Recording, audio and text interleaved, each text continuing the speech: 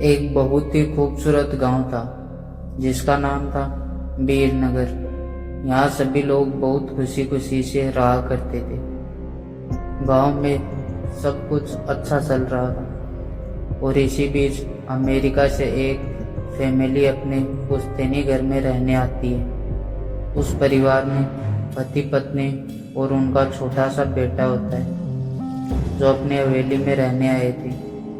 सभी के आते ही गांव वालों में खुशी की लहर दौड़ पड़ी, क्योंकि यह फैमिली कोई और नहीं बल्कि इसी गांव में रहने वाले एक पुराने जमींदार की थी और गांव वाले उनकी बहुत इज्जत करते थे।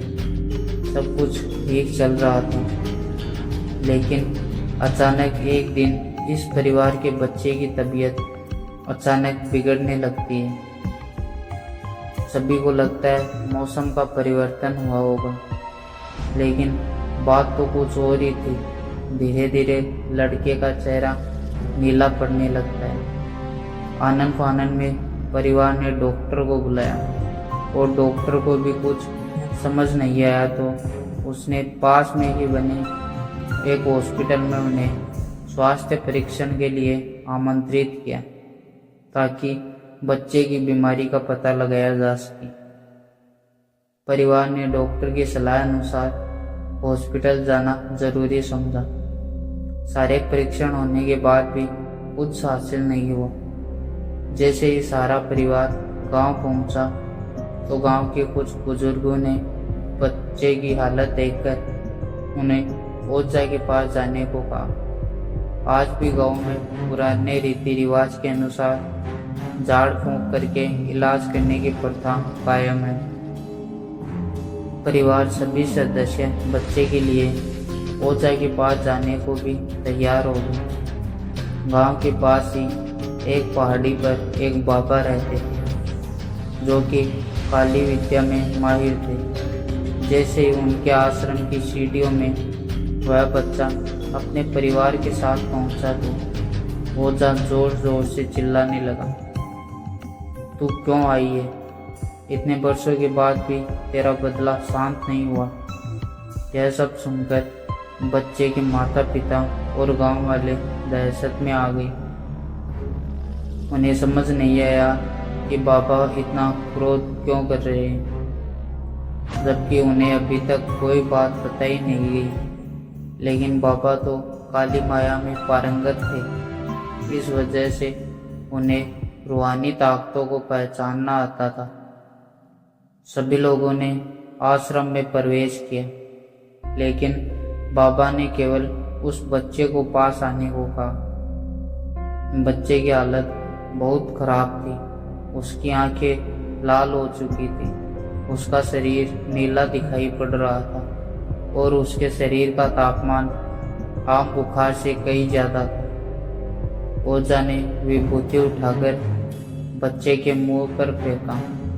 बच्चा जमीन पर लेट गया और जोर जोर से हाथ पैर हिलाने लगा। किसी को कुछ समझ नहीं आ रहा था कि बाबा की विभूति से क्या चमत्कार हुआ कि बच्चा अपने आप जमीन पर लेटकर ऐसी हरकतें करने लगा।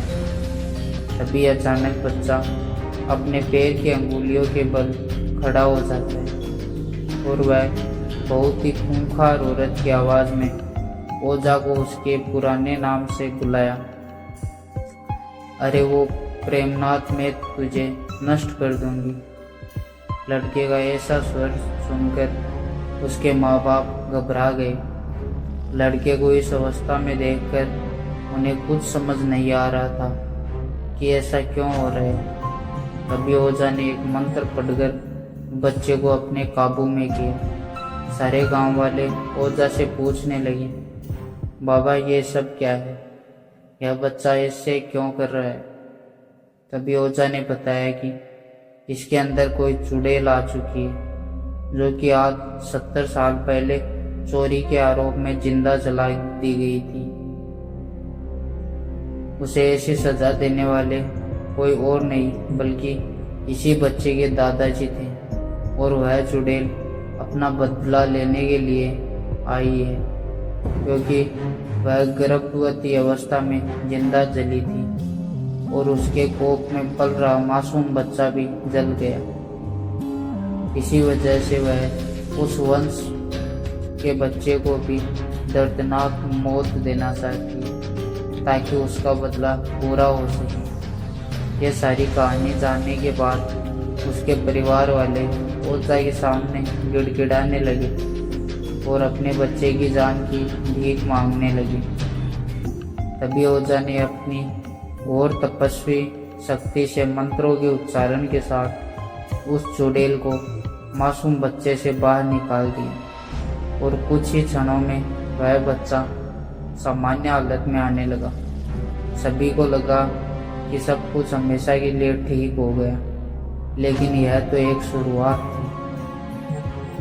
बच्चे के ठीक होते ही पूरे गांव में राहत की सांस ली गई। माँ बाप ने ओजा को धन्यवाद दिया, सोचा कि अब सब कुछ सामान्य हो गया। लेकिन उसी रात कुछ अजीब हुआ। हवेली में गहरी खामोशी थी। अचानक आधी रात को हवेली की खिड़कियां अपने आप जोर जोर से हिलने लगी, दरवाजे अपने आप खुलने लगे और बंद होने लगे। बच्चा जो दिन में बिल्कुल ठीक था, अचानक नींद में ही बुदबुदाने लगा, मैं वापस आऊंगी, मेरा बदला अभी पूरा नहीं हुआ। माँ की आंख खुली, उसने देखा बच्चे की आंखें बंद थी, लेकिन उसके चेहरे पर एक डरावनी मुस्कान थी। अगली सुबह बच्चे के शरीर पर जलने के निशान दिखाई दिए, जैसे किसी ने उसे आग से छुआ हो। अब परिवार को समझ आ गया, चुड़ैल गई नहीं है, बस छुप गई है। परिवार फिर से उस पहाड़ी वाले बाबा के पास गया। इस बार बाबा पहले से भी ज्यादा गंभीर थे। उन्होंने आंखें बंद करके ध्यान लगाया और अचानक बोले, मैंने उसे पूरी तरह नहीं भगाया, वो इस हवेली से बंधी हुई है और जब तक उसका सच सामने नहीं आएगा वो नहीं जाएगी। बाबा ने बताया कि 70 साल पहले उस औरत को सिर्फ चोरी के शक में नहीं, बल्कि एक छुपे हुए खजाने के राज को दबाने के लिए जिंदा जलाया गया था।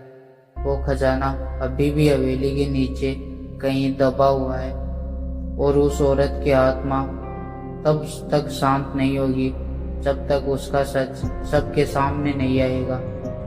उस रात बाबा के कहने पर परिवार और कुछ गांव वाले हवेली के आंगन में खुदाई करने लगे। जैसे जैसे जमीन खोदी जा रही थी, हवा ठंडी होती जा रही थी और अचानक फावड़ा किसी कठोर चीज से टकराया।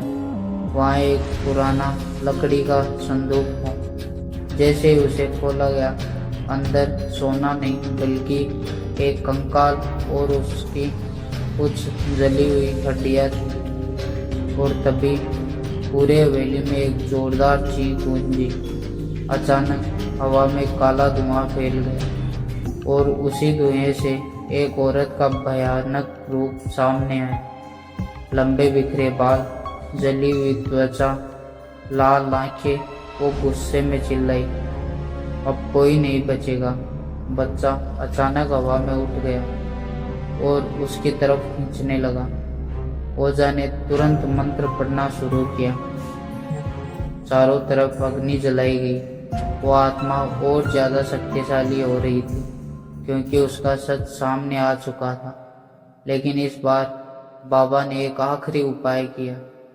उन्होंने उस औरत की अस्थियों को विधि अनुसार अग्नि में समर्पित किया और जैसे ही अस्थियां जली, उसकी चीख धीरे धीरे शांत होने लगी। उसका चेहरा बदलने लगा।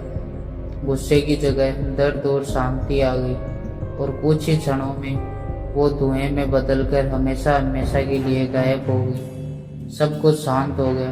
परिवार ने राहत की सांस ली। गांव में फिर खुशी की लहर लौट आई।